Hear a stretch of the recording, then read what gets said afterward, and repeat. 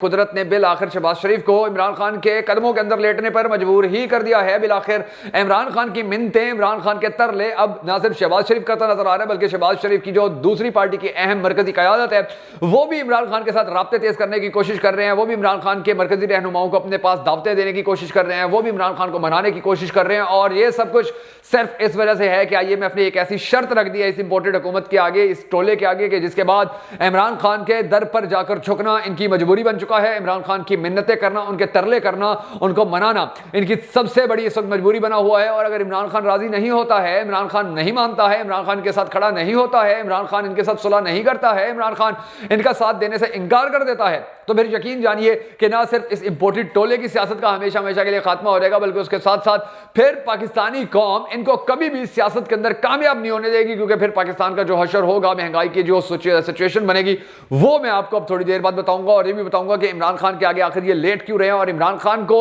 किस तरह से अल्लाह तबारक व तआला की जात ने एक मरतबा फिर से इज्जत दी है। लेकिन उससे पहले हम सबको इमरान खान के लिए दुआ करनी है कि अल्लाह तबारक व तआला इमरान खान को मजीद इसी तरह कामयाबियां दे और इस इंपोर्टेड टोले से पाकिस्तान की जान छुड़वाए। अगर आप इस दुआ में शामिल होना चाहें तो हमेशा की तरह कमेंट सेक्शन के अंदर आमीन जरूर लिख दीजिएगा।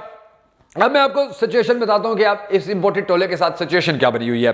दरअसल IMF के पास जी हमें प्रोग्राम दे, हमें पैकेज दें, और IMF ने कहा कि ठीक है हम आपको देंगे, लेकिन हम आपको ये देखेंगे कि आप हमें कर्जा वापस करने की सिचुएशन में है भी या नहीं है, आप हमें पैसे वापस कर सकते भी हैं या नहीं है। तो उसके लिए अब 9 तारीख तक IMF का एक वफद पाकिस्तान के अंदर है। उन्होंने पहले भी ये शर्तें रखी कि ये पेट्रोल महंगा करो, डीजल महंगा करो, गैस महंगी करो, पाकिस्तान के अंदर महंगाई का ग्राफ बढ़ाओ, ताकि आपकी टैक्स कलेक्शन हमारे सामने आए और फिर उस टैक्स कलेक्शन को देखकर हमें अंदाजा हो सके कि आप वाकई ही हमारे कर्जे वापस कर सकते हैं। तो अब ये जो टैक्स कलेक्शन के हवाले से उन्होंने काम शुरू किया है, तो उन्होंने ये कहा है कि सबसे पहले तो आप जो ऑल पार्टीज हैं उनको सबको बिठाएं, उनको सबको लेकर आएं, और उसके ऊपर फिर ये फैसला आप दें कि अब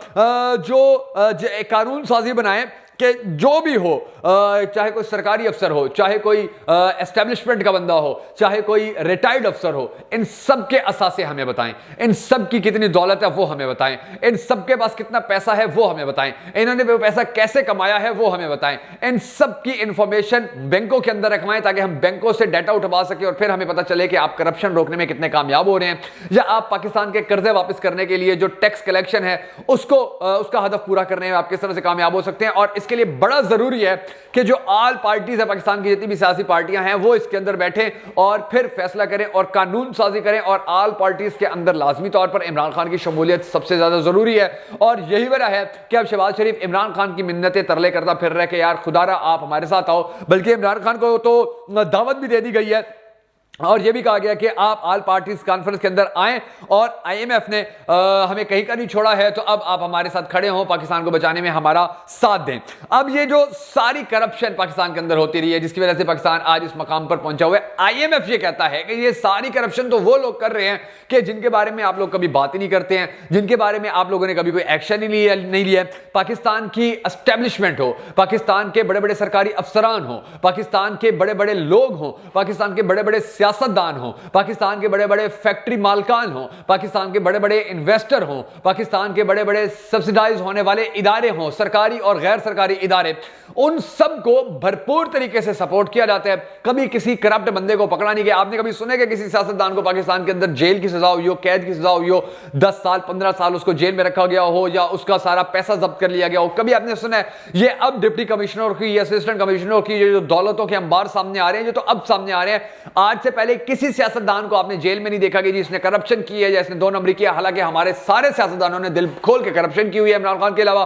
और सारे ही सियासतदान इस बहती गंगा के अंदर नहाए हुए हैं, मगर इनके खिलाफ कोई काम नहीं होता था। और अब IMF ने कहा है कि इनके खिलाफ काम करे। आपके एस्टेब्लिशमेंट के जो लोग हैं, अब मैं आपको छोटी सी एक एग्जांपल दे देता हूं, छोटी सी मिसाल दे देता हूं कि पाकिस्तान जो आसिम बाजवा था, जिसकी पापा जॉन्स के हवाले से खबरें सामने आती रही और उसका कारोबार आज भी चल रहा है, तो वो इसकी क्लैरिफिकेशन नहीं दे सकता, जस्टिफाई इसको नहीं कर सकता है कि ये मेरे पास इतना पैसा कहां से आया था। लेकिन चूंकि पूछने वाला कोई नहीं था, इसलिए वो अपना कारोबार चला रहा है, पाकिस्तान के अंदर से जा चुका है। और IMF अब ये कहता है कि इस तरह के लोग जो तुम्हें लूट के चले जाते हैं, असल पैसा तो ये खा जाते हैं, तुम महंगाई कर देते हो, अवाम के ऊपर बोझ आ जाता है, अवाम से तुम पैसा इकट्ठा करना शुरू कर देते हो, ये काला धन कमाने वालों को तुम क्यों कुछ नहीं कहते हो? इनका सारा डाटा दो। और ये सारा डाटा देने के लिए बड़ा जरूरी है कि सारी सियासी पार्टियां पाकिस्तान की इकट्ठी होकर बैठे और इकट्ठी होने के बाद वो ये फैसला करें, कानून साजी करेंगे जी सबका डाटा अब अब इनको IMF को दिया जाएगा, इनकी इंफॉर्मेशन IMF को दी जाएगी, इनके सारे जो रूट्स हैं, कमाने के रूट्स हैं, खर्च करने के रूट्स हैं, वो IMF को फराम किए जाएंगे। और ये इसलिए भी फराम किए जाएंगे ताकि पाकिस्तान के अंदर बहुत सारे हमारे ऐसे सियासतदान हैं कि जिनके बच्चों के नाम के ऊपर, जिनकी फैमिलीज के नाम के ऊपर उन्होंने अपने करप्शन का, काला धन का पैसा नहीं रखा हुआ है, बल्कि उन्होंने अपने नौकरों के नाम के ऊपर रखा हुआ है। और यही वजह है कि आप देखेंगे कि अगले स्टेप के अंदर IMF ये कहेगा कि जितने भी लोगों का आपने हमें डाटा दिया, अफसरान का, रिटायर्ड अफसरान का, या जितने भी सरकारी अफसरान का आपने डाटा दिया है, बड़े बड़े ताजरों का, बड़े बड़े सियासतदानों का आपने डाटा दिया है कि इनके पास इतनी दौलत है, इनके सारे मुलाजमीन के नाम भी हमें बताएं, कौन कौन कब से इनके पास नौकरी कर रहा है, और फिर उनके अकाउंट्स चेक किए जाएंगे। जब ये काम होगा तो इनकी सारी करप्शन खुलकर सामने आ जाएगी, इस सारे करप्ट टोले का पैसा सामने आ जाएगा, दुनिया को पता चल जाएगा, पाकिस्तान को पता चल जाएगा, पाकिस्तानी कौम को पता चलेगा कि इन्होंने किस तरह से पाकिस्तान को लूटा है, किस तरह से पाकिस्तान को नोचा है, किस तरह से पाकिस्तान को खाया है, किस तरह से पाकिस्तान को इस मकाम के ऊपर ये लेकर आए हैं कि आज पाकिस्तान भीख मांगता फिर रहा है तो कोई मुल्क भीख नहीं दे रहा है। आज पाकिस्तान IMF के पास जा रहा है तो पाकिस्तान की IMF मदद नहीं कर रहा है, चीन के पास जा रहा है, चीन मदद नहीं कर रहा है, सऊदी अरब के पास जा रहा है, सऊदी अरब मदद नहीं कर रहा है, तुर्की के पास जा रहा है, तुर्की ने इनकार कर दिया है, UAE के पास गए हैं, UAE ने व्हाइट पेपर दिखा दिया कि हमारे पास आपके लिए कुछ नहीं है। तो ये जो सारे हालात बने हुए हैं इसी वजह से तो बने हुए हैं कि पाकिस्तान के जो बड़े करप्ट लोग हैं उनको छोड़ दिया जाता है, उनको माफ कर दिया जाता है, और जो छोटे लोग हैं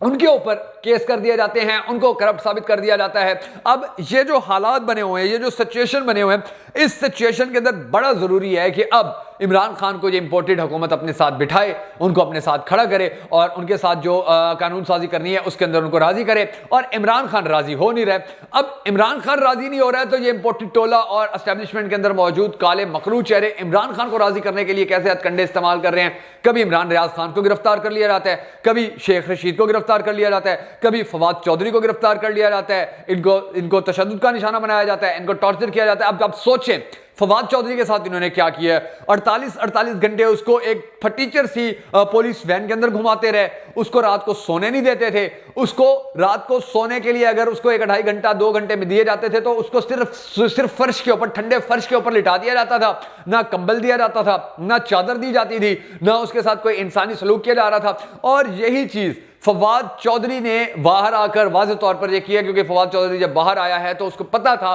कि ये मेरे साथ क्यों किया गया है। तो उसने, राना सनाउल्लाह ने फिर फवाद चौधरी के साथ रब्ता किया और उसने कहा कि जी मैं तो आपके साथ ये जो कुछ हुआ है, मैं तो आप इस मामले के अंदर बिल्कुल नहीं था। ये आया हमारे, बेशक FIA मेरे अंडर आती है, बेशक दूसरे इदारे मेरे अंडर आते हैं, मगर ये सब कुछ जो आपके साथ हुआ है इसके अंदर मैं मुलविस नहीं था। वही लोग मुलविस थे कि जिन लोगों ने आपको मजबूर किया था जब मेरे ऊपर केस हुआ था और मुझे गिरफ्तार किया गया था और मेरे साथ जो बदतरीन सलूक हुआ था। क्योंकि फवाद चौधरी ने, जब राना सनाउल्लाह के ऊपर फवाद चौधरी की इमरान खान की हुकूमत के दौरान केस हुआ था तो इमरान खान को फवाद चौधरी ने समझाया था कि जी आप ये जो लोग इसके ऊपर ये ड्रग्स का केस कर रहे हैं, खुदा का नाम माने, आप ऐसा ना करें, ये लोग तो कल चले जाएंगे, फिर ये फसाद हमारे गले होगा, क्योंकि ये इदारे फिर बड़े कॉन्फिडेंट हो जाएंगे कि जिसको चाहे जो मर्जी केस बना दिया। जैसे शेख रशीद के ऊपर शराब की बोतल डाल के केस बना दिया है, तो फवाद चौधरी ने उस वक्त मना किया था। और यही वजह है कि अब जब फवाद चौधरी रिहा होकर आया तो राना सनाउल्लाह ने यह बात याद रखी है कि यार मेरे साथ जुल्म हुआ था, फवाद चौधरी के साथ भी जुल्म हुआ है, तो मैं इसका साथ दूं और मैं इसके साथ खड़ा हूं। तो उसने फवाद चौधरी को बताया कि यार ये FIA जितनी तुम्हारे हाथ के अंदर थी, यानी कि हुकूमत आप लोगों की थी, इसके ऊपर इंतजाम कोई और चल, इसके ऊपर हाथ किसी और का था, मर्जी किसी और की चलती थी। यही सिचुएशन अब हमारे साथ है, हुकूमत हमारी है लेकिन इसके ऊपर हाथ किसी और का है, इन इदारों के ऊपर। ये इदारे चलाओ कोई और रहे हैं, हम तो बिल्कुल बेबस होकर बैठे हुए हैं। तो ये जो सारे मामला फवाद चौधरी के साथ हुए हैं, जो पहले माजी के अंदर राना सनाउल्लाह के साथ होते रहे थे, ये इसीलिए किए जाते रहे हैं कि इमरान खान को खड्डे लाइन लगाया जाए, दीवार के साथ लगाया जाए, इमरान खान को मजबूर किया जाए कि तुम खड़े हो जाओ इंपोर्टेड हुकूमत के साथ, तुम खड़े हो जाओ, जो अपना एक स्टांस तुमने लिया हुआ है उसके एंटी खड़े हो जाओ, उसके बैकफुट पे खड़े हो जाओ, तुम इनकार कर दो इन सारी बातों से कि अरशद शरीफ केस की तहकीकात हो, या नवाज शरीफ को नाअहल किया जाए, या उसके अलावा और जितनी साइफर का जो केस है वो बंद किया जाए। ये सारी बातों के ऊपर इमरान खान को मजबूर करने की कोशिश की जा रही है। इमरान खान को ये मजबूर कर नहीं पा रहे हैं और यही वजह है कि फिर इमरान खान को रोकने के लिए इस तरह के औचित्य कंडे करते रहे और वहां से अब शहबाज शरीफ इमरान खान की मिन्नतें करता नजर आ रहा है, इमरान खान के तरले करता नजर आ रहा है कि खुदा का वास्ता है हमारे साथ बैठ जाओ आकर, IMF हमें कर्जा नहीं देगी, IMF जब हमें कर्जा नहीं देगी तो पाकिस्तान, पहले ही पाकिस्तान की मईशत इतने ज्यादा नीचे लगी हुई है, पहले ही हमारा इतना ज्यादा नुकसान हो गया, पहले ही पाकिस्तान डूबता जा रहा है, मजीद डूब जाएगा, तो हमारा साथ दो, हमारे साथ खड़े होने की कोशिश करो। अगर इमरान खान तुम हमारे साथ नहीं खड़े होते हो, शहबाज शरीफ का ये कहना है, तो फिर पाकिस्तान पाकिस्तान को बचाने में ना हम कामयाब हो सकेंगे ना तुम कामयाब हो सकोगे। और इंपोर्टेड हुकूमत के साथ ये जो सब कुछ हो रहा है ये यकीन जानिए सिर्फ इसी वजह से हो रहा है कि इंपोर्टेड हुकूमत ने पहले गलत हाथों के अंदर इस्तेमाल होने के बाद अपनी हुकूमत बनाई। हुकूमत बनाने के बाद उनको ये था कि जी जनरल बाजवा हमारा साथ देगा, जो नवाज शरीफ है वो पाकिस्तान वापस आ जाएगा, नया आर्मी चीफ हमारी मर्जी का लग जाएगा, अदालतों के अंदर वैसे हमारे जज बैठे हुए हैं, FIA वैसे हमारे केस खत्म कर देगा। इनके जहनों में ये बड़ी गलत फहमियां थी, और लेकिन कुदरत भी देख रही थी कि पाकिस्तान के साथ ये लोग क्या सलूक कर रहे हैं। तो फिर कुदरत ने अब इनको ऐसा फंसा के रख दिया है कि इनकी सारी उम्मीदें टूट चुकी हैं, इनकी सारी आसें टूट चुकी हैं, और अब ये फाइनली इमरान खान के कदमों में आकर बैठ गए कि इमरान खान साहब आप हमारा साथ दीजिए, आप हमारी मदद कीजिए, आप हमारे साथ खड़े होइए, आप आल पार्टीज कॉन्फ्रेंस के अंदर शमूलियत अख्तियार कीजिए, वरना हम तो कहीं के नहीं रहे हैं।